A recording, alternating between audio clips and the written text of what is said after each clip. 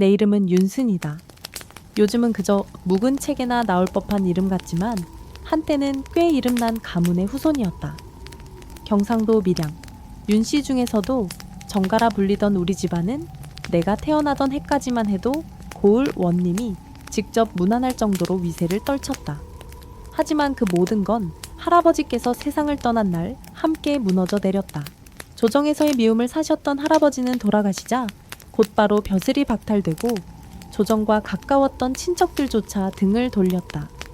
아버지는 하룻밤 새 평민처럼 되었고 나는 겨우 10살 무렵에 어머니를 병으로 잃었다. 그 후 아버지는 나를 붙잡고 네가 우리 가문의 유일한 희망이다 라는 말을 수없이 반복했다. 그 말은 나를 짓눌렀다. 여느 아이들처럼 동무들과 공놀이를 하거나 대나무 칼을 들고 장난치는 일 따위는 꿈도 꿀 수 없었다. 나는 오직 방 안에 앉아 책을 읽고 글을 쓰며 먼 하늘의 과거 시험을 준비해야 했다. 15, 20살이 되도록 나는 동네 저작거리조차 마음 놓고 걸어본 적이 없었다.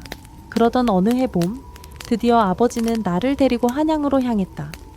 아버지의 눈빛에는 기대와 걱정, 그리고 마지막 희망이 모두 뒤섞여 있었다.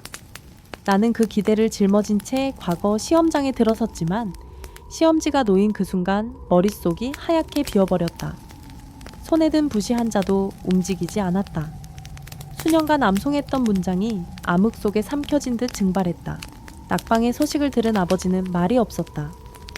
그날 밤 우리는 같은 방에 앉아 있었지만 단 한마디도 주고받지 않았다. 아버지의 침묵은 칼처럼 나를 찔렀고 나는 결국 다음날 새벽 짐을 싸서 몰래 떠났다. 고향도 아버지도 가문도 그날에 나는 모든 것을 등지고 남쪽으로 향했다. 방랑의 길은 험했다. 가진 돈도 얼마 되지 않았고 길 위에서 마주친 사람들의 눈빛은 날카롭거나 무관심했다. 한 달 가까이 걸어 다니다 보니 내 신발은 바닥이 닳아 구멍이 났고 발에는 물집이 잡히다 못해 터져 있었다. 하지만 이상하게도 후회는 들지 않았다. 오히려 어떤 안도감이 스멀스멀 밀려왔다. 기대도 실패도 그 모든 굴레에서 벗어난 해방감이었다. 어느 날 해가 질 무렵 나는 전라도 고흥이라는 이름조차 낯선 땅에 닿았다. 그 마을은 바다를 등지고 있었고 먼 바다 위로는 동그란 작은 섬 하나가 붉게 물든 석양 속에 떠 있었다.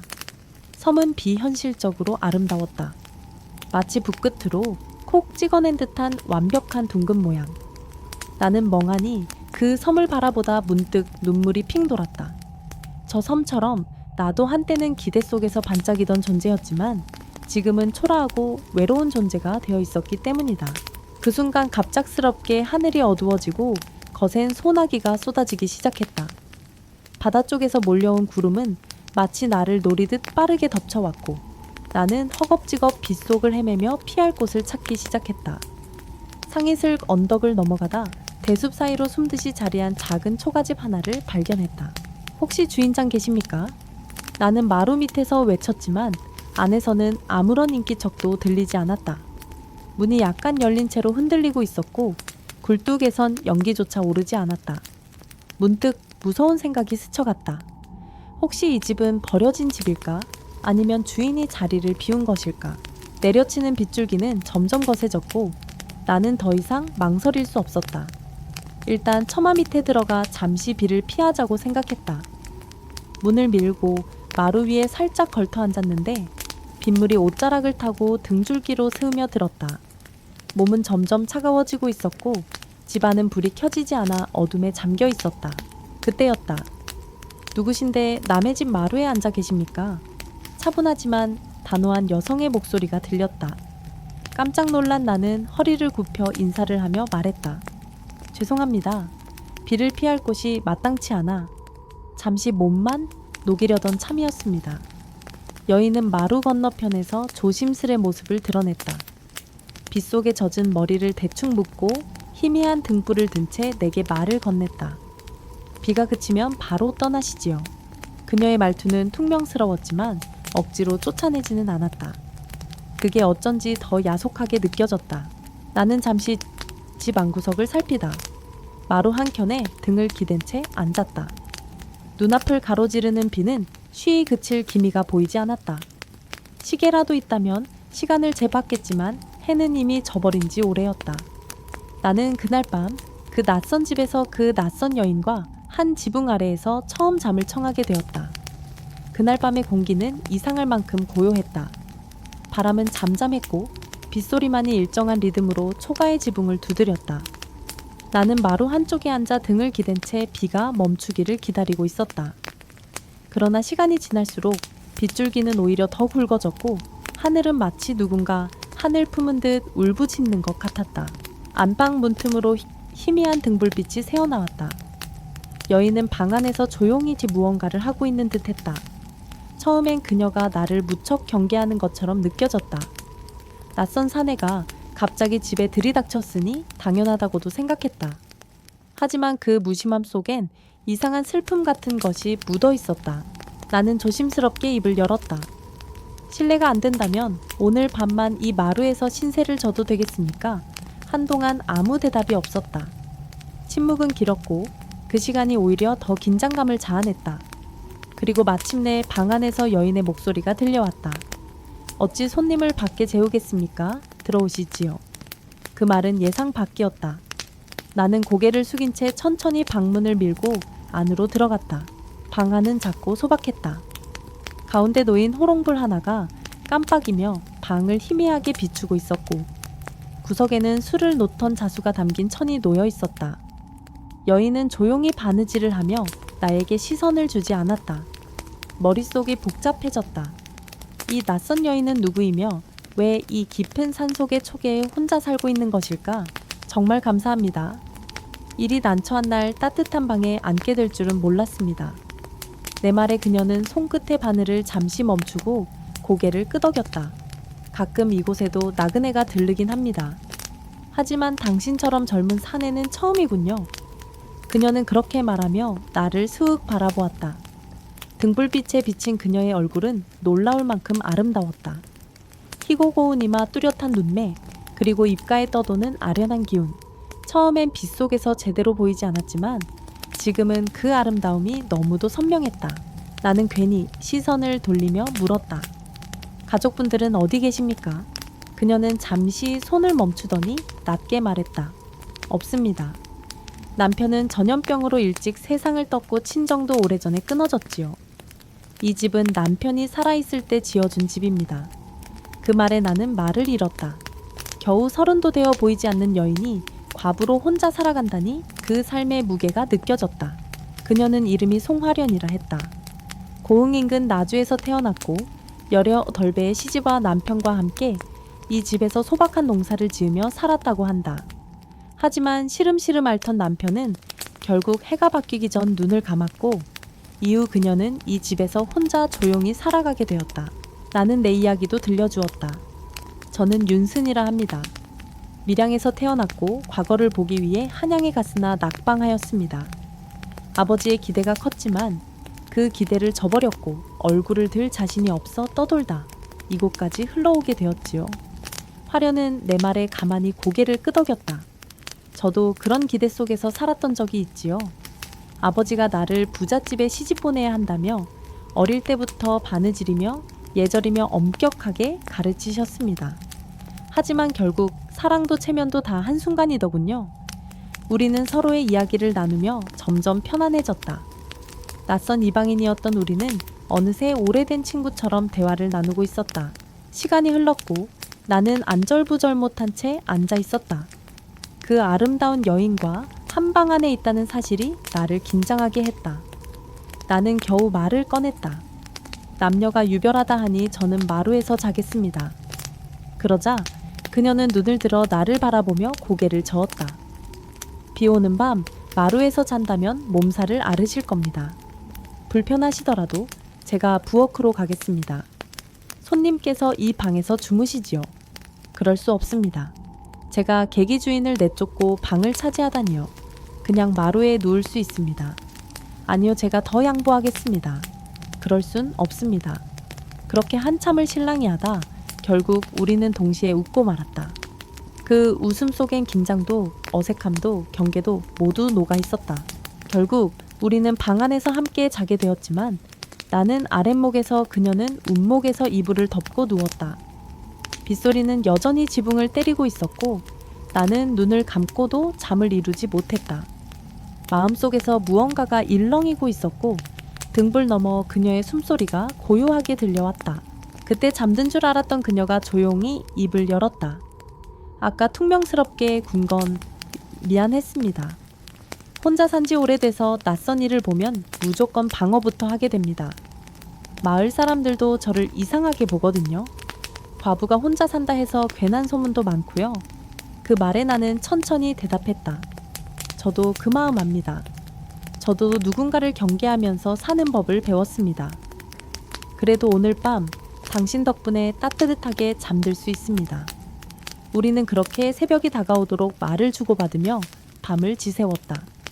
어느새 밤은 깊어졌고 방 안의 등불은 기름이 다해 깜빡거리기 시작했다. 송하련은 내 말을 가만히 듣고 있다가 천천히 몸을 돌려 누웠고 나 역시도 잠을 청해보려 애써 눈을 감았다. 하지만 마음이 자꾸만 쿵쿵 뛰었다. 이상하게도 낯선 여인과 함께 있는 이 고요한 방, 아니 불편하지 않았고 오히려 이상하게 따뜻했다. 내가 누운 아랫목은 그리 넓지 않아 팔을 조금만 뻗으면 운목에 화련의 손끝이 닿을 듯 말 듯한 거리였다. 머릿속이 복잡해질수록 잠은 멀어졌다.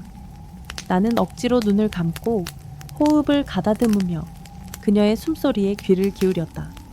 그녀의 숨결은 잔잔했고 마치 오랜 고요 속에 익숙한 사람처럼 안정감이 있었다. 혹시 윤낭자. 조심스럽게 말을 꺼내자 그녀가 살짝 몸을 돌리며 대답했다. 무슨 일이신가요? 나는 한동안 망설이다가 결국 꾹 눌러온 말을 입 밖으로 내뱉고 말았다. 처음 배웠을 때부터 당신에게 마음이 끌렸습니다. 더군다나 이렇게 대화를 나누다 보니 더욱 그런 생각이 강해졌습니다. 제 말이 무례하게 들릴 수 있다는 건 압니다. 하지만 진심입니다. 혹시 저와 혼인해 주실 수 있으시겠습니까? 말을 마친 나는 다시 숨을 삼켰다. 방 안의 공기가 뚝 멈춘 듯 했다. 화련은 아무 말이 없었다. 나는 말문이 막힌 그녀의 얼굴을 마주볼 수 없어 시선을 바닥에 둔 채 입술을 깨물었다. 너무 성급했나 혹은 그녀에겐 상처가 되진 않았을까? 한참의 정적 끝에 그녀가 낮고 떨리는 목소리로 입을 열었다. 장난이신가요? 총각께서 과부에게 혼인을 청하다니. 이런 말씀은 거두어 주세요. 어찌 과부가 두 번째 남편을 맞이한단 말입니까? 나는 고개를 저으며 반박했다. 누가 과부와 총각의 혼인을 금하였단 말입니까? 당신이 과부인 것 전혀 중요하지 않습니다. 중요한 건 제 마음입니다. 그녀는 숨을 들이켰다. 어둠 속에서 떨리는 어깨가 보였다. 사람들은 말할 겁니다. 총각이 왜 하필 과부를 골랐냐고. 어른들도 인정하지 않을 겁니다. 그렇다면 외면하겠습니다. 당신이 아니라면 누구도 내 마음을 대신해 주지 못하니까요. 나는 단호하게 말했다. 그 순간 그녀의 눈에서 눈물이 흘러내리는 걸 보았다. 하늘을 두고 맹세하실 수 있으십니까? 하늘이 무너진다 해도 이 마음은 변하지 않을 것입니다. 그녀는 끝내 그 말에 울음을 터뜨렸다. 그리고 이내 천천히 다가와 내 품에 안겼다. 그 밤 우리는 서로를 확인했다. 말로 다하지 못한 감정을 오롯이 눈빛과 손끝으로 나누었고 마치 오래전부터 이어져 온 인연처럼 자연스러웠다. 그날의 구름은 새벽녘이 되어서야 걷혔다. 아침 햇살이 살짝 비치는 마루 너머로 바람이 새우며 들었고 고요한 기운이 방 안을 감쌌다. 해가 뜨고 나는 뒤늦게 깨달았다. 우리는 아직 서로에 대해 아는 것이 많지 않다는 것을. 그래서 나는 그녀에게 다시 물었다. 혹시 화련 낭자께선 이 마을에서 오래 지내신 겁니까? 그녀는 조용히 고개를 끄덕이며 말했다. 남편이 떠난 뒤 친정도 멀고 갈 곳도 없었기에 여기에서 남았습니다. 사실 마을 사람들은 저를 그리 반기지 않습니다. 혼자 사는 여인은 항상 화제거리니까요. 나는 속으로 분노를 삼켰다. 이토록 마음이 따뜻한 여인을 사람들은 소문으로 상처 입혀왔다니. 그녀는 나지막이 덧붙였다. 그동안 외롭고 괴로웠지만 이상하게도 어젯밤은 편안했어요. 누군가와 눈을 마주하고 밤새 이야기를 나누는 게 얼마나 따뜻한지 잊고 있었던 것 같아요. 그 말에 내 가슴도 뭉클해졌다. 우리는 서로의 외로움을 덮어준 존재였다. 그날 이후 나는 촉에서 그녀와 함께 지내기 시작했다. 사람들 눈을 피하기 위해 마을에 내려가는 일은 적게 하고 주로 바닷가나 대숲을 걸었다. 어쩌다 지나가던 노인이 우리 둘을 보고 의아한 눈길을 보내긴 했지만 우리는 그 시선을 개의치 않았다. 매일 새벽이면 함께 밭을 돌보고 저녁엔 따끈한 밥상 앞에서 담소를 나누며 그렇게 시간을 보냈다. 정식 혼례는 치르지 않았지만 서로를 서방 부인이라 부르며 지냈고 어느 날은 화련히 내게 장난스럽게 물었다. 혼례도 안 올렸는데 이렇게 부르니 부끄럽지 않으세요? 나는 웃으며 대답했다. 혼례가 마음보다 앞설 수는 없지요. 우리는 이미 부부 아닙니까? 그러나 그 평온함은 오래가지 못했다. 시간이 흐를수록 나는 점점 한 가지 고민에 빠졌다. 아버지께 돌아가야 한다는 생각이 떠나질 않았다. 고향에선 내가 돌아오지 않자 혹시 사고라도 난 줄 알고 걱정하고 계실 테고 무엇보다 나에게 기대를 걸었던 아버지의 얼굴이 자꾸 떠올랐다. 나는 결국 결심했다. 화련 낭자, 아니 내 부인. 고향으로 다녀오겠습니다. 아버지께 낙방했다는 사실과 혼인할 여인이 생겼다는 걸 전해야 할 것 같습니다. 화련은 놀란 눈으로 나를 바라보더니 이내 입꼬리를 다물고 고개를 끄덕였다. 금방 돌아오시겠지요. 물론입니다. 돌아와 정식으로 혼례를 올립시다. 그녀는 눈을 내리깔며 말했다. 그동안 함께한 시간 잊지 않겠습니다. 나는 단단히 손을 잡고 말했다. 절대 잊지 않겠습니다. 곧 돌아오겠습니다. 그날 밤 우리는 서로를 한껏 끌어안으며 이별의 시간을 보냈다. 한 번의 이별이 이렇게 무거울 줄은 그땐 미처 몰랐다. 이른 아침 나는 짐을 간소하게 꾸렸다. 갈아입을 옷 한 벌과 고흥에서 며칠간 사용하던 작은 주머니 하나뿐이었다. 화련은 아무 말 없이 내 옷자락을 곱게 손질해 주었다. 손끝이 떨리고 있었지만 얼굴엔 미소를 지으려 애쓰고 있었다. 나는 그녀의 눈을 똑바로 보며 다시 약속했다. 기다려주세요. 멀지 않아 돌아옵니다. 그때는 이 손 꼭 잡고 사람들 앞에 서겠습니다. 화련은 고개를 끄덕였다. 하지만 눈망울이 이미 촉촉했다. 우리는 마당에서 오래도록 서로를 바라보다가 끝내 말없이 등을 돌렸다. 고향으로 향하는 길은 이전과는 달랐다. 발걸음이 무거웠지만 마음 한편엔 확신이 있었다.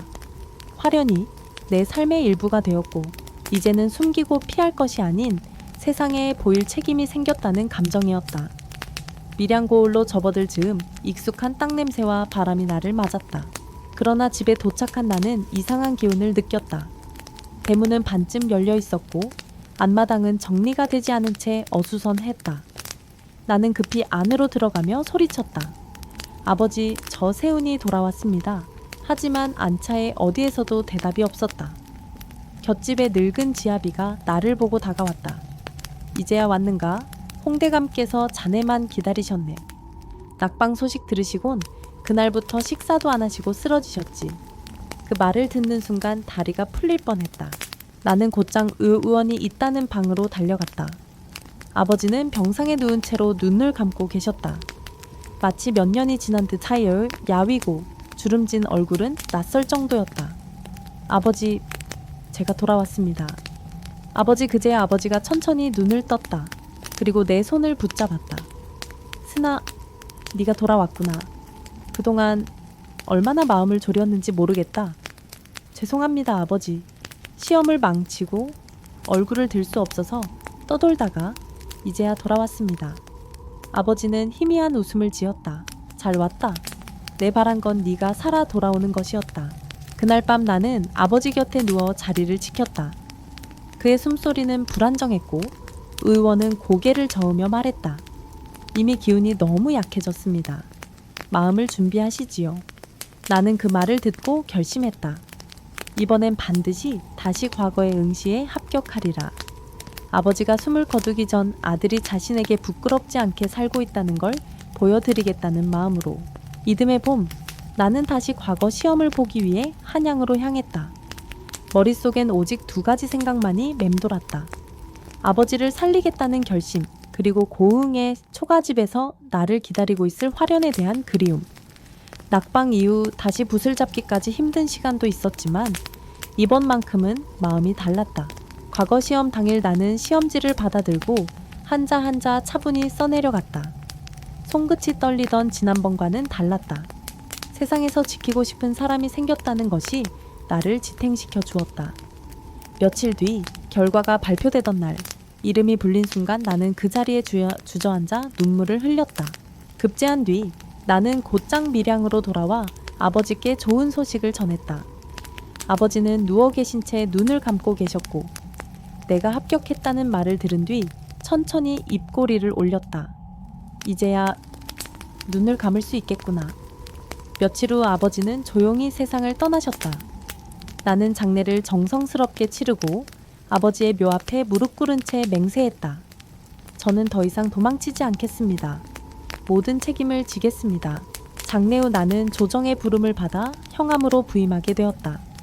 첫 부임지에서 나를 방위는 이들은 나의 이름값을 높이 여겼고 많은 이들이 관나로 혼담을 들고 왔다.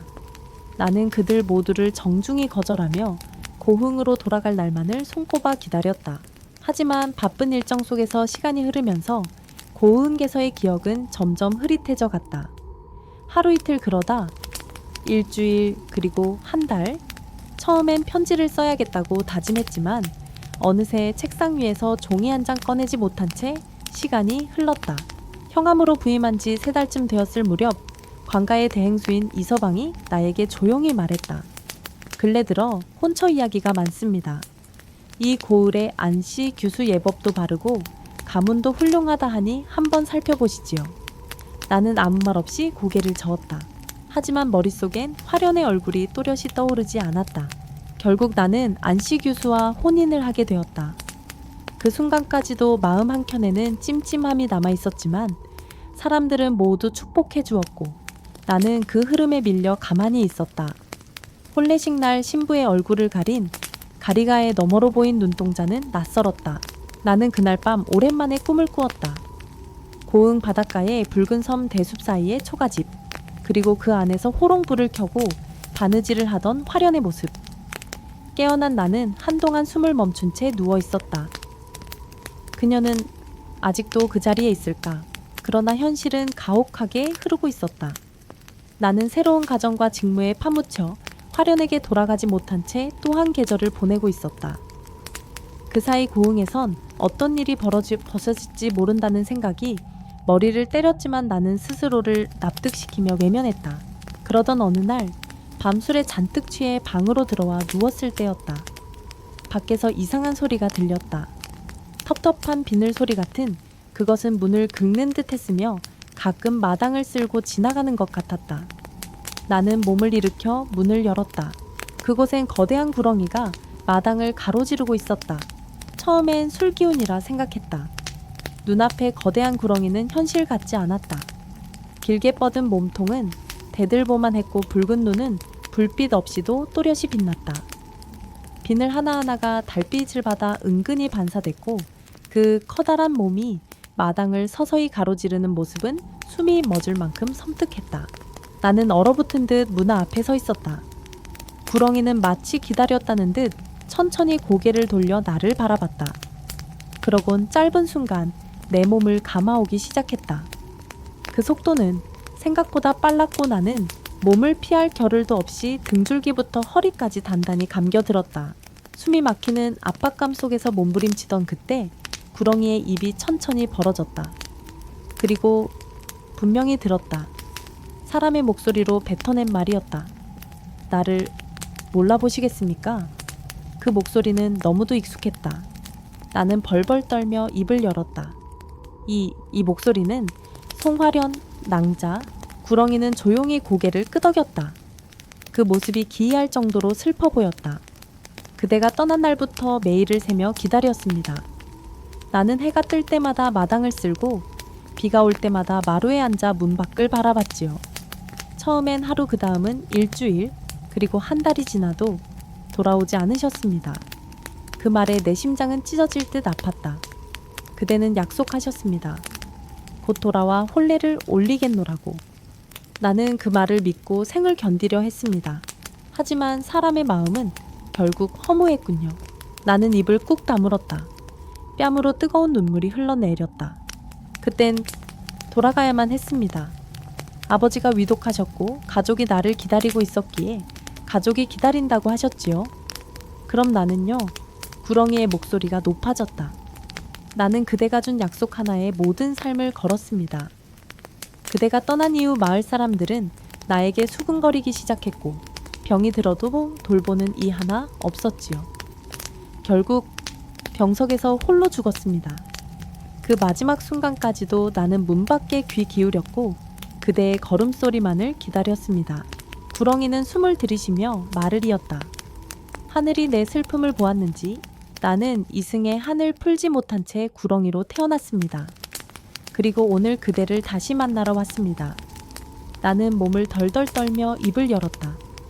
내가 잘못했습니다. 너무도 큰 죄를 지었습니다. 그대가 죽도록 기다렸다는 걸 알았다면 나는 하지만 이제 와서 무엇을 하겠습니까? 나는 이미 사람이 아니고 그대는 다른 삶을 살고 있으니 구렁이는 몸을 조이는 힘을 더 강하게 주기 시작했다. 숨이 끊어질 듯 조여왔다. 끝내 나를 죽이고 싶으시다면 받아들이겠습니다. 나는 힘겹게 말하며 눈을 감았다. 그대의 원한이 이 몸을 감는다면 그 또한 감당하겠습니다. 다만 하나만 묻겠습니다. 그 오랜 시간 정말 나만을 기다리셨습니까? 그 순간 구렁이의 눈에서 눈물이 흘러내렸다. 사람의 눈처럼 뚝뚝 떨어지는 눈물방울이 내 어깨 위로 닿았다. 그래요. 그대만을 기다렸습니다. 마지막까지도 그대였습니다. 이윽고 구렁이는 조이는 힘을 풀고 천천히 몸을 풀며 멀어지기 시작했다. 지금이라도 무엇다 나를 기억해준다면 내 마음은 조금은 편해질 겁니다. 나는 그 자리에 무릎을 꿇고 흐느끼며 고개를 조아렸다. 화려한 낭자, 아니 내 부인. 이제서야 정말로 미안합니다. 그날 밤 나는 잠들 수 없었다. 마음속에서 계속해서 그 마당의 장면이 맴돌았다. 그리고 다음날 아침 나는 관에 휴가를 요청하고 짐을 챙겨 고흥으로 향했다. 더 이상 망설이지 않았다. 그곳에 가야 했다. 그녀가 마지막까지 머물렀던 집, 그녀의 온기가 남아있을 그 집으로. 며칠을 걸어 도착한 고흥. 마을은 그대로였지만 그녀의 집은 반쯤 무너져 있었다. 대숲 사이에 자리했던 그 집은 지붕의 일부가 내려앉았고 마당엔 잡초가 무성했다. 나는 한참을 멍하니 그 자리에 서 있었다. 문을 열고 안으로 들어서자 방 안은 싸늘하고 조용했다. 내가 머물렀던 아랫목, 그녀가 바느질하던 자리, 우리가 나란히 누웠던 자리 모두 그대로였다. 방 한가운데엔 낡은 이불이 놓여 있었고 그 옆엔 뭔가 구석에 웅크려 있었다. 가까이 다가가자 나는 비명을 지를 뻔했다. 그곳엔 마치 앉은 채로 잠든 듯한 모습의 화련이 있었다. 그러나 이미 오랜 시간이 지난 듯 그녀의 몸은 마른 나뭇가지처럼 말라 있었다. 그녀는 죽은 채 그곳에 앉아 나를 기다리고 있었다. 나는 무릎을 꿇고 그녀를 끌어안았다. 너무도 가벼운 가슴 아픈 무게였다. 내가 이렇게 돌아왔소. 그런데 너무 늦었군요. 그날 나는 울고 또 울었다. 말라버린 몸이지만 그녀의 손끝은 여전히 따뜻한 온기를 담고 있는 듯 했다. 나는 그녀를 집 앞 양지 바른 곳에 묻었다. 그리고 주변 마을 사람들과 함께 그 초가집을 허물고 작은 암자를 지었다. 이름도 정했다. 망야감, 왕녀의 유해에 안 약속을 잊지 않겠다는 의미였다. 그곳에서 나는 매년 그녀를 위한 제를 지내며 살기 시작했다. 형암직도 내려놓았고 관직의 부름에도 응하지 않았다. 나는 이 땅에서 그녀와 나눈 마지막 약속을 끝까지 지키려 했다. 망야감을 짓고 난 후 나는 이전과 전혀 다른 삶을 살기 시작했다. 관복을 벗고 흑빛 두루마기를 걸친 채로 매일 새벽이면 주변 산을 돌고 이른 아침마다 화련의 묘 앞에 앉아 조용히 술 한 잔을 따랐다. 누군가 보기엔 미련한 짓처럼 보일지도 모르지만 나에겐 하루를 여는 가장 중요한 의식이었다. 사람들은 내가 형암이라는 것을 몰라보는 경우가 많았고 설령 알더라도 예전의 위험은 기대하지 않았다. 나는 스스로를 더 이상 형암으로 생각하지 않았다. 그저 화련이라는 여인을 외롭게 보낸 죄인일 뿐이었다. 망야감 근처로 오가는 사람들은 점차 늘어났다. 처음엔 고흥마을 인근의 장정들이었고 이내 다른 고을에서 구경 삼아 찾아오는 이들도 있었다. 입소문으로 과부의 넋을 달래기 위해 세운 남자라는 이야기가 퍼지면서 음력 7월 백중에는 하양을 피우러 오는 이들도 많아졌다. 그 가운데 한 여인이 자주 암자를 찾아왔다. 이름은 유매화. 30 즈음 된 그 여인은 언제나 검정 치마 저고리를 곱게 입고 왔으며 묘 앞에서 무릎을 꿇고 오랜 시간을 보내곤 했다. 나는 어느 날 조심스레 그녀에게 물었다. 혹시 특별한 사연이 있으신지요? 그녀는 조용히 고개를 끄덕이며 입을 열었다. 제 언니도 과거를 보러 간 약혼자를 기다리다 죽었습니다. 매년 그가 돌아올까 문 밖을 바라보다가 결국 병이 들어 세상을 떠났지요. 나는 숨을 삼키며 아무 말도 하지 못했다. 그녀의 언니 역시 또 다른 송화련이었을까. 그날 이후 매화와 나는 가끔 이야기를 나누는 사이가 되었다. 그녀는 독하게 마음을 다스리려 애쓰는 사람이었다. 하지만 그 내면엔 복잡한 감정들이 겹겹이 쌓여 있었고 나는 그녀에게서 과거의 내 모습을 보았다. 매화 씨, 우리가 외면한 사람들의 시간 위에 서 있는 겁니다. 그러니 우리가 할 수 있는 일은 그 기억을 지우지 않고 살아가는 것뿐이지요. 그 말에 매화는 고개를 끄덕였지만 입술을 꼭 깨물며 울음을 참는 표정이었다. 어느 날 그녀는 작은 종이 이렇게 적어 묘비 앞에 놓고 갔다. 그대가 떠나던 날 나는 아직도 그대를 믿었습니다. 시간이 지나도 그 믿음은 사라지지 않았습니다. 그러니 이젠 부디 편히 쉬세요. 그 종이를 본 나는 한참을 말없이 앉아 있었다. 그리고 그날 밤 다시 구렁이에 꿈을 꾸었다. 아니 그것은 꿈이라기엔 너무도 생생했다. 등불 아래 방 안에 화련이 다시 나타났다. 이번엔 구렁이의 모습이 아니었다. 그녀는 홀레날의 연지곤지 차림으로 눈가에 흐릿한 미소를 머금고 있었다. 이제서야 웃으시네요. 내가 말하자 그녀는 고개를 살짝 끄덕이며 대답했다. 그대가 마지막을 함께해 주었기에 나는 더 이상 미련이 없습니다. 내 넋은 이제 하늘로 향할 수 있습니다. 부디 나를 잊지 마세요. 나는 손을 뻗었지만 그녀의 형체는 점차 빛 속으로 녹아들었다. 다음날 새벽 나는 다시 묘 앞에 앉아 있었다. 몸은 차가웠지만 마음은 이상하리만치 편안했다. 그날부터 구렁이는 더 이상 내 꿈에도 현실에도 나타나지 않았다. 그리고 나는 이젠 진정으로 그녀가 떠났음을 받아들이게 되었다. 그 즈음 고흥 사람들은 묘 앞에 풀 한 포기가 누군가 손을 닿은 듯 언제나 가지런하다는 이야기를 하기 시작했다. 귀신이 다녀간 걸까? 아니다, 여인의 넋이 아직 머물러 있는 게지. 사람들은 그렇게 소공어렸지만 나는 입을 다물었다. 그건 내가 가꾼 것이었지만 입으로 내색하고 싶진 않았다. 왜냐하면 그것은 속죄의 손길이었고 그녀와 나만의 약속이었기 때문이다. 어느 날 고흥 읍내에서 한 소년이 길을 잃고 암자 근처로 올라왔다. 10살쯤 되어 보이는 아이는 울며 돌아갈 길을 묻다가 묘 앞에서 발걸음을 멈추고 말했다. 여기 할머니 냄새가 나요. 나는 놀라 그 아이를 바라봤다. 무슨 냄새 말이냐? 따뜻한 냄새요. 엄마가 끓이던 된장국 같은 그런 냄새요. 나는 그 아이의 머리를 쓰다듬으며 말했다. 그건 그리움의 냄새란다. 아이와의 짧은 대화는 오래도록 내 마음에 남았다. 그날 이후 나는 아이들을 위해 암자 옆에 작은 글방을 열었다. 머리를 기른 여학생 무거운 책을 든 사내 아이들 집이 없는 떠돌이 아이들까지 나는 그들에게 글과 이야기를 들려주었다. 그리고 수업이 끝날 무렵 나는 꼭 이런 말을 덧붙이곤 했다. 어떤 약속이든 마음으로 맺은 것이면 반드시 지켜야 한단다. 약속은 사람의 말 중 가장 무거운 것이지. 아이들 중 어떤 이는 졸고 있었고 어떤 이는 조용히 고개를 끄덕였다. 그러나 나는 알았다. 그들의 마음 어딘가에 이 말이 남을 것이라는 걸. 내가 지키지 못한 약속이 누군가에겐 전설로 누군가에겐 교훈으로 남기를 바랐다. 그리고 문득 나도 모르게 다시 펜을 들게 되었다. 화련과의 일을 기록하고 싶다는 생각이 문득 떠올랐다. 그것은 후회로 쓴 글이 아니라 사랑을 담은 기억이었다. 글의 첫 문장은 이렇게 시작되었다. 그녀는 빛 속에서 내 마음에 들어온 사람이었다. 시간은 조용히 흐르고 있었다. 망야감의 하루하루는 조선의 다른 시골 암자들과 다를 바 없었다. 매일 새벽이면 숲이 숨을 쉬는 소리로 눈을 떴고 아침 볕이 묘석에 머물면 나는 물을 떠다 놓고 향을 피웠다. 향이 타들어가며 남긴 은은한 냄새는 마치 어딘가에서 그녀의 기척이 다시 나타날 것만 같은 착각을 불러일으켰다. 그러던 어느 날 암자 근처 산자락에서 이상한 일이 일어났다. 평소 조용하기만 하던 산속에서 멧돼지가 마을 근처까지 내려왔고 암자 뒤편 대숲이 한밤중에 휘청휘청 흔들려 스밀렸다는 이웃 노파의 증언도 있었다. 처음엔 대수롭지 않게 여겼지만 며칠 뒤 이상한 일이 또 일어났다.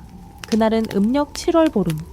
마을 사람들이 평소보다 더 많이 몰려 제를 지내기 위해 암제에 모였다. 나는 평소처럼 묘 앞에 술과 과일을 차려놓고 조용히 엎드려 절을 올리고 있었다. 그런데 그 순간 등 뒤에서 낯선 기척이 느껴졌다. 바람도 없는데 내 등 뒤의 등불이 흔들리고 있었다. 고개를 돌린 순간 나는 믿을 수 없는 광경을 보았다. 마당 끝에 다시 그 구렁이가 나타나 있었다. 그러나 이번엔 달랐다. 그 거대한 몸이 아닌 사람의 형상을 한 채였다. 옅은 연분홍빛 저고리에 검은 치마를 두른 여인. 윤기가 흐르는 긴 머리를 따아 올렸고 눈가엔 슬픔도 기쁨도 없이 맑은 미소만이 어렴풋이 스며 있었다. 화련이었다. 나는 자리를 박차고 일어나 그녀에게 다가가려 했다. 그러나 그녀는 고개를 저으며 조용히 말했다. 이제 와서 다시 살아있는 몸으로 돌아올 수는 없어요. 다만 마지막으로 당신을 보러 왔을 뿐입니다. 나는 발걸음을 멈췄다. 눈물은 벌써 눈가를 타고 흘러내리고 있었다. 그대를 이제서야 다시 보게 되었군요. 정말 고맙습니다. 내가 너무 늦었지요. 그녀는 고개를 끄덕였다. 그렇습니다. 많이 늦으셨지요. 하지만 마지막을 함께 해주셨으니 이젠 괜찮아요. 그녀의 말은 바람처럼 가볍게 들렸지만 내 가슴엔 무겁게 내려앉았다. 나는 끝끝내 당신을 행복하게 하지 못했습니다. 당신이 떠나고 나서야 내 마음이 얼마나 깊었는지 깨달았으니까요. 그녀는 조용히 웃었다. 사랑이란 꼭 평생을 함께 해야만 진심이 되는 것은 아니에요. 당신이 나를 기억해 준다는 것만으로도 내 넋은 편히 갈 수 있어요. 그녀의 말이 끝나자 바람이 한 줄기 불었다. 그리고 그녀의 모습은 서서히 빛 속으로 녹아들기 시작했다. 화련낭자, 나는 외쳤지만 이미 그녀의 모습은 안개처럼 사라지고 있었다. 마지막까지 그녀는 뒤돌아보지 않았다. 아니 어쩌면 이미 나를 바라보며 그리워하고 있었는지도 모른다. 그날 밤 나는 처음으로 향불이 꺼질 때까지 방 안에서 나가지 않았다. 그녀의 마지막 말이 귓게 맴돌았기 때문이다. 부디 나를 잊지 마세요. 그 이후 그녀는 더 이상 나타나지 않았다. 꿈속에서도 밤하늘 별빛 아래에서도 단 한 번도. 대신 나는 매일 묘 앞에 새로이 핀 풀잎과 나비를 바라보며 그녀의 흔적을 상상했다. 어떤 날은 꽃이 평소보다 먼저 피고 어떤 날은 종달새가 유난히 내 곁을 맴돌았다. 나는 그 모든 것을 화련이라 믿었다. 살아있을 땐 혼자였지만 죽은 후에는 온 자연이 되어 나를 지켜보는 듯했다. 그 즈음 읍내에 한 서생이 암자를 찾아와 내게 책을 청했다. 어르신 이곳에 전해지는 과부의 이야기가 전설처럼 들려옵니다. 만일 괜찮으시다면 그 이야기를 글로 남겨 후세에 전하고 싶습니다. 나는 그를 바라보다가 천천히 고개를 끄덕였다. 그러지. 하지만 단 하나 부탁이 있네. 이 이야기를 전할 땐 비웃지 말게. 그건 단지 전설이 아니야. 살았던 이의 그리고 기다렸던 이의 진짜 삶이었네. 그 서생은 눈을 반짝이며 종이에 펜을 들었다. 나는 천천히 말문을 열었다. 옛날 고흥 땅 바닷가 외딴 초가집엔 한 과부가 살고 있었다네. 그렇게 나는 그녀와 나의 이야기를 천천히 입으로 옮기기 시작했다. 마음속에서는 또다시 피어오르는 구슬픈 멜로디가 흘렀다. 이야기를 마치고 나자 서생은 묵묵히 고개를 숙였다. 이런 사랑이 이 세상에 정말 있었군요. 나는 빙긋이 웃었다. 있었지. 그리고 지금도 누군가의 기억 속엔 남아있겠지. 그날 밤 나는 종이에 작은 시를 적었다. 내 글씨는 예전처럼 곱고 단정하지 않았지만 진심은 담겨 있었다. 그대를 기다리다 구름은 지나가고 그대 없이 핀 꽃은 바람에 졌네. 하지만 약속은 사라지지 않으니 나는 오늘도 그 자리에 남아있네. 그리고 나는 조용히 그것을 그녀의 묘 앞에 묻었다. 가을이 다가오자 망야감의 대숲은 서서히 빛을 잃기 시작했다. 이 피의 끝이 누렇게 변하더니 아침마다 낙엽이 바람을 타고 마당으로 떨어졌다. 나는 매일 새벽 그 낙엽을 쓸며 조용히 묘 앞을 정리했다. 화련이 이곳을 떠난 뒤로도 나는 여전히 그녀가 앉아있을 것 같은 자리를 먼저 닦고 그 위에 작은 꽃 한 송이를 놓았다. 사람들은 여전히 암자에 들렀다. 어떤 이들은 기도를 올리러 왔고 어떤 이들은 그저 전설을 듣고 구경하러 온 듯 보였다. 하지만 나는 누구든지 반갑게 맞이했다. 누군가 화련의 이름을 입에 담는 것만으로도 그녀는 이 세상에 다시 살아 숨쉬는 듯 했기 때문이다. 그중 특히 기억에 남는 이는 전라도 남원에서 온 늙은 거사였다. 삐걱거리는 지팡이를 짚고 한참을 걸어 암제에 도착한 그는 내게 말했다. 이곳이 구렁이, 여인의 넋이 머무는 곳이요. 나는 고개를 끄덕이며 그를 묘 앞으로 안내했다. 거사는 꽃 한 송이를 꺼내 묘비 앞에 조용히 놓았다. 나도 그런 일을 한 사람 알고 있지요. 어릴 적 내가 모시던 사또도 과거를 보러 떠났다가 돌아오지 않았소. 그를 기다리다 눈이 멀어버린 여인은 마침내 스스로 목숨을 끊었지. 그 이야기를 들었을 때 세상에 그런 사랑이 어딨냐며 믿지 않았는데 이제는 믿게 되었소. 그 거사는 이틀간 암제 머물다 떠났다. 가기 전 날 밤 그는 내게 말했다. 혹여 다시 이승에서 그 여인을 만나게 되면 두 눈 똑바로 바라보며 말하시오. 당신은 혼자였던 적이 없었다고 말이오. 그 말은 내 가슴에 박힌 채 지금까지도 잊히지 않는다. 가끔은 혼자 걷는 길이 너무 적막했다. 그런 날이면 나는 화련히 생전에 좋아하던 대숲 언덕에 올라가 그녀가 좋아했던 그 바닷가 섬을 멀리서 바라보았다. 붉은 석양이 퍼지는 저녁 섬을 감싸는 물결이 출렁이면 화련의 웃음소리가 바람에 실려 들리는 듯 했다. 그러던 어느 날 뜻밖의 사람이 암자를 찾아왔다. 그는 바로 조정에서 파견된 새 형암이었다. 내가 한때 몸담았던 자리에 부임하게 된 그 젊은 관리는 관청일로 이 지역을 돌던 중 망야감이라는 특이한 이름의 암제 흥미를 느껴 찾아왔다고 했다. 그는 내게 조심스레 말을 건넸다. 혹시 윤슨 어르신이시지요? 나는 고개를 끄덕였다. 어찌 그 이름을? 저희 고모께서 어르신의 글을 보고 내게 전해주셨습니다. 약속의 무게라는 작은 책이었지요. 조용히 읽다가 마지막 문장에서 눈물을 흘렸습니다. 이곳까지 오게 된 이유도 그 약속이 진짜였다는 걸 믿고 싶었기 때문입니다. 그 젊은 관리는 짧은 시간 머물렀지만 나에게 오래도록 깊은 인상을 남겼다. 그는 묘비 앞에서 조용히 합장을 하고 잠시 나를 향해 물었다. 만약 다시 시간을 돌릴 수 있다면 과거를 급제하는 것과 그녀를 택하는 것 어느 쪽을 고르시겠습니까? 나는 망설이지 않고 대답했다. 그녀를 택했을 것입니다. 그의 눈빛엔 놀라움이 서려 있었다. 세상엔 얻고도 후회할 것이 있고 놓쳐서 평생을 갚아야 할 것도 있으니까요. 그는 잠시 고개를 숙이더니 조용히 나지막이 말했다. 어르신의 이야기는 앞으로 더 많은 사람에게 전해질 것입니다. 부디 오래도록 살아주십시오. 그 말을 마지막으로 그는 고개를 숙이고 암자를 떠났다. 그날 밤 나는 다시 화련의 묘 앞에 앉았다. 손에 촛불을 들고 그녀가 생전에 내게 불러주던 민요 하나를 조용히 읊조렸다. 가시벗이 정든님아, 그리워 못 살겠네. 노래가 끝날 무렵 바람이 일었다. 등불이 가물거리며 촌농이 손등에 떨어졌고 나뭇가지들이 사각이며 서로 부딪혔다. 그 소리 속에서 나는 마치 그녀가 가까이 와 있는 듯한 느낌을 받았다. 눈을 감자등 뒤로 손길 하나가 스치는 듯 했다. 세은, 나는 이제 괜찮아. 그 목소리는 너무도 선명했다. 나는 눈을 떠 주변을 둘러봤지만 어디에도 화련은 없었다. 하지만 나는 안다. 그녀는 여전히 이곳에 머물러 있다는 것을. 그날 이후 나는 매일 한 문장씩 화련을 위해 글을 썼다. 그것은 일기이자 고백이었고 고해 성사이기도 했다.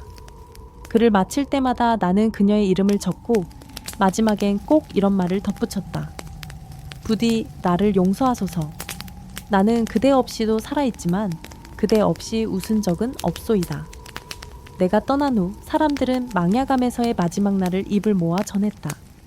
윤 선생께서는 그날 아침 평소처럼 묘 앞에 물을 떠다 놓고 조용히 앉아 계셨어.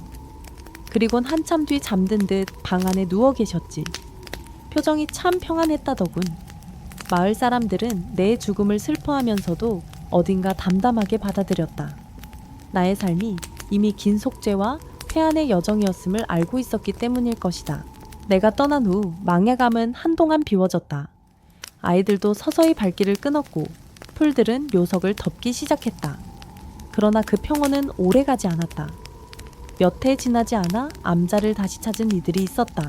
바로 내가 가르쳤던 아이들 중 하나, 이제는 장성한 스승이 된 김도영이라는 청년이 암제에 올라와 묘 앞을 정리하기 시작했다.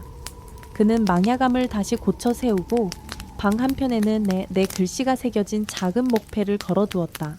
약속은 무거워야 한다. 그래야 사람이 가벼워지지 않는다. 그 말은 내가 아이들에게 자주 해주던 말이었다. 사람들은 그 문장을 보고 고개를 끄덕이며 속으로 중얼거렸다. 마치 그분은 그걸 몸소 보여주셨지. 도영은 매년 음력 7월 내가 세웠던 그 날처럼 제를 올렸다. 산길은 험하고 고단했지만 묘 앞의 자리는 언제나 말끔히 닦여 있었다. 해마다 초승달이 걸리면 동네 노인들과 옛 제자들이 모여 술을 따르고 잔을 들어 묵묵히 마셨다. 그들 중 누군가는 이렇게 말했다. 그 사랑 이야긴 그냥 슬픈 전설이 아니야. 우리의 약속과 죄, 그리고 용서를 다 안고 있는 이야기지. 그 무렵 고흥군청에서 망야감에 대한 공식 기록을 수집하기 시작했다. 민속전승을 조사하던 학자들은 이 암자의 기원에 흥미를 느꼈고 마침내 이 이야기는 지역지의 고흥의 약속 전설이라는 제목으로 실리게 되었다. 기사에는 이렇게 적혀 있었다. 한 남자의 지키지 못한 약속, 그리고 한 여인의 죽음. 그러나 그 끝은 저주가 아닌 용서였다. 그 글은 젊은 세대에게도 묘한 울림을 주었다. 사람들은 그 옛 이야기 속에서 지금의 자기 모습을 비추기 시작했다. 누군가는 잊고 지냈던 첫사랑을 떠올렸고 누군가는 아직 전하지 못한 진심을 되뇌었다. 그중 특히 젊은이들 사이에서 망야감을 찾아오는 이들이 늘어났다. 누구는 고백을 앞두고 누구는 이별을 이겨내기 위해 또 누구는 지나간 사람을 용서하기 위해 그곳을 찾았다. 망야감의 방명록엔 수백 개의 이름과 글귀가 남겨졌다. 그대를 잊은 적 없습니다. 단지 꺼내지 못했을 뿐. 돌아갈 수 없지만 늦게라도 미안합니다. 당신의 용서가 나를 다시 걷게 했습니다. 그 모든 글귀들은 그녀의 묘 앞에서 다시 살아나는 듯했다.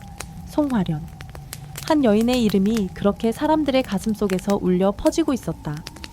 그녀는 이제 더 이상 비극의 여인이 아니었다. 그녀는 누군가에겐 용서였고 누군가에겐 기다림이었으며 누군가에겐 사랑 그 자체였다. 어느 해 가을 젊은 시인이 망야감을 다녀간 뒤 작은 시집을 냈다. 시집의 이름은 약속을 묻다. 그 첫 장엔 이렇게 쓰여 있었다.